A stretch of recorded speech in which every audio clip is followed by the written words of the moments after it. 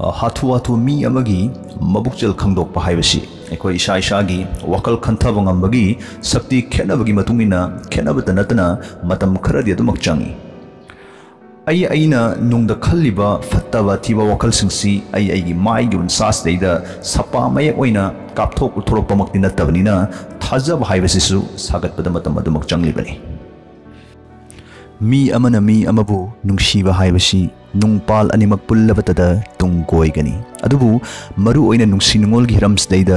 Nipah अमना नुपी अमबु नत्रगा नुपी अमना Nipah अमबु नुंगसी फोंगदोरकपा नत्रगा फोंगदोकलुदा यारकपा मतमदा मरिदु कयाम यामना चेटकनी कयाम कुइना चटकनी हाइबसदी मतमना होंगबदा अखोइगी लिचत साजतसु खरमखैदी होंगबा मरमना तांगदांगबा खंगबा नत्ते अदुमकपु मी अनिगी मरक्ता लेनरिबा मरी मी मसेलगी मरक्ता लेनरिबा मरी मफम मतम फिबम तानफोंगी मतुंग इन होंगबा मियोइबगी पुकनिंगी वा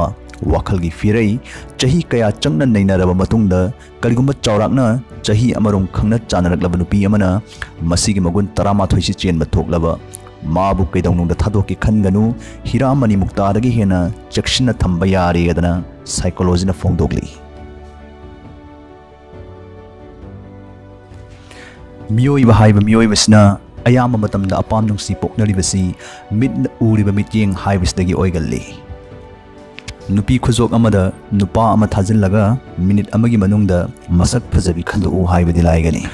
फजै खंजब खरदम खंदोरक तौरिबनी अदुबु नुपी सिंगदुगी मरक्तगी पर्सनालिटी लैबसिंग मथौं मनाव काइदना मिनिट अमदुगी मनुंगदा खंदो हाइरगदी मालहनबी तौसिनबी मितौ तंबदा चंखोनबी सिंगना नंबनिना अदुमक लुदौरिबनी मपाल थोंगी सोंग सबन खक्तदा युमफम थोलगा सेम मरी अमना कयाम कुइना खांगनी हाइबसदी इसान इसादा हंगजगदबो हंगनी लुसिन बहिरम सिंगदा मनुंग हंजिन वातानबदा थोकपा मित्येंग सान viva मुगुलसना फजबा हाइबा ngaihakki athenba mugulsibu mamaithangdadi lakthurei punsigi aruba tanpamsing yauna wata thoktasin tawduna haumin kaminraklaba lenminraklaba haibasi nipaduna gyan tarudragasu gyan tarakpa matamdadi lumna lorokpa masana tabani chapot khara chaminaraga photo nung to khara kaminaraga aseng manungsibani haibadi yaroi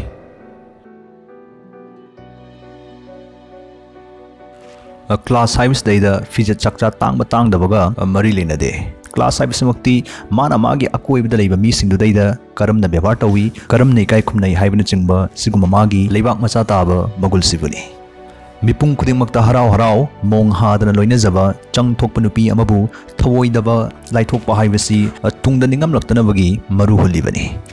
fija chakcha na class leiba sabi mana mehele khanjabi मिवा ngang अतोपबु सन्मान तौबा हितबि सिंगसना थासी ओरकप मतमदा तसेंग तसेंग class लेबि सिंगसना ngan thoiduna लेहौगनि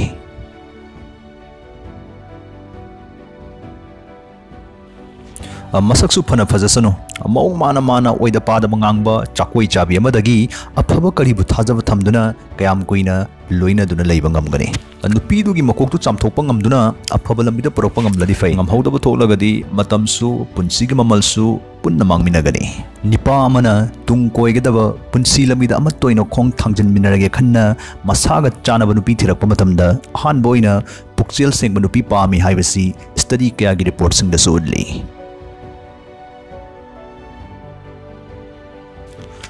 नुंगसीनबा हाइबसदैदा नुंगसीबा हाइबा वाहिसी पंजरगसु Khanna चैनबा साउनबा हाइबसिसु नुंगसीनबगी सरुक अमा ओइना यावदबा यादे नंगना हाइबा वादा माना यारक्तबा माना हाइरक्पा वादा नंगना यानिंगदबा यावरक्पदगी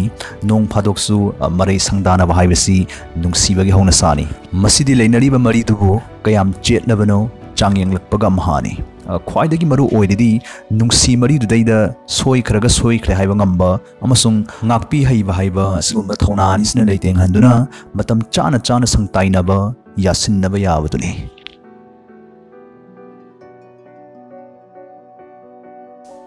harau nungaibna thanba dugumba tungkoiba mari amagi ख्वाइदगी मरु ओइबा पोचंगसी मिनुंगसी थौजाल amasung understanding leinabasni edana expert singna phongtokli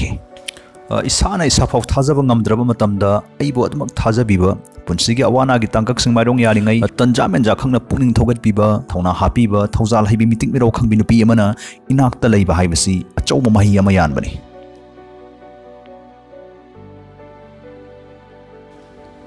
PUKCHEL LEPPA हाइबसिगी ओनतैनबा वहाइसी PUKCHEL होंगनबा हाइबसिनी PUKCHEL लेप्तबा तांगदांगबा खंगदबा नुपीगा लोइनबसी अमम्बदा पोट माबगा अमानी करिगुम कांदा मरम इचा चादन हरावबगुम तौगनी करिगुम कांदना नंगना सोइबा अरानबा अमता तौरुद्रगसु सौरंग लेरंग तौदुना तलैगनी नंगना याम चोपसिल्लगदी नंगना सुंगलान लांदबदसु लाले हाइजबा वाहिसी नंगतना हाइगनी हाइदोखिबा वा ngakанबा PUKCHEL लेप्पा नुपी अमनदी नंगी थाजबा मांगहलकपगी ओइथोकपसी नेमी यदना पुकनिंगी वा नैनबसिंगना हाइरी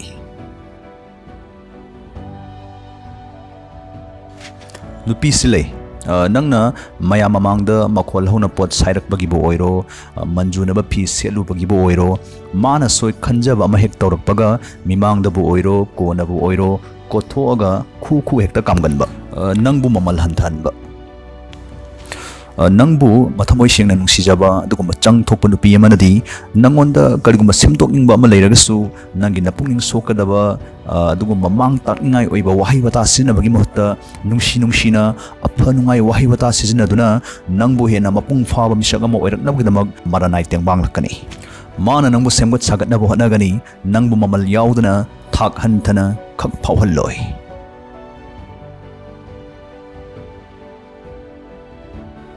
नुपी अमना चाही 30 की मतुंगदा करम वाखलोंदा करमना हिंगी हाइबसी ममा मपा ओइरिबा अनिदुदगी ममी खरम खैदुदम उबा यायदना साइंस नसो हाइरे नंगी नुपीना नंगबु चाही 30 की मतुंगदा करमना लोइनरकनी हाइबसी माना हौजिक हुजिक ममा मपा अनिबु लोइनरिबा खुलोइनदुदगी चौराकपा मदेदम खंगदोकपा यायदना एक्सपर्ट सिंगना फोंदोंगली नुपी खनबदी ममादा येंगो हाइनबदुनी मसी याम मरु ओइबा पोइन अमनी नंगना तौबा फागी जोगाइदा मथमोय पेना नोकजब नुपी हाइबसी नंगा मोतिनबत नतना मबुकचेल सेंगना नंगबु नुंसी फोंदोकपा दुगुम्बा इंगित अमनी यदना एक्सपर्ट सिंगना फोंदोक्तुना तलागली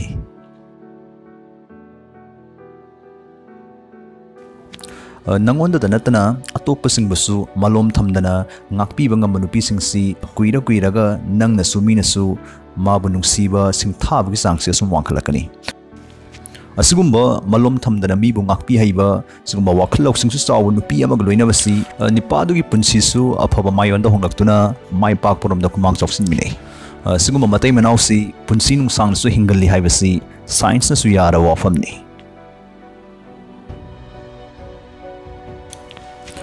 मरी चेसिनब होनजब हाइबसदैदा हेंदोक थोइदोकपा दुगुम्बा पोचावगी वा नते पोट मचा मचा सिंगदगिने हेना लिशांग सिटना निंगसिंग हौबा याबा मरम इमाई चोना लैरी हाइबदा मचू संजिनबा ओइना थोकलोय खुदम ओइना अइना नुमिलै मरुसी पामी खुजोक खुजोक हुपसिल्लगा चाबदुने हेना हावी पामजै खक खंगहनखिबदा नुमिलै मरु पैकेट 5-6 पुलप मकु खोक्तोकलगा प्लास्टिक मचा अमदा हपचिल्लगा नुंसित चंगलगसु सोतनबा ताहो खोलौसु थोक्तनबा आइदना स्टेपलर पिन 5-6 फाजिल्लगा पिरक्खिब नुमित्तु अइगी निंगसिंगबगी शक्तिने लैरिम खैदी गुन तरामाथोई हाइबसदैदा याम लबोय खनबसु यावबिरौगनी मसिमक्ति मचा ताना नैनबदा मसदगी गुन तरुखक चेनबदा गुन पुनमक्सि चेलबनी हाइबगा खेतनब लैरोय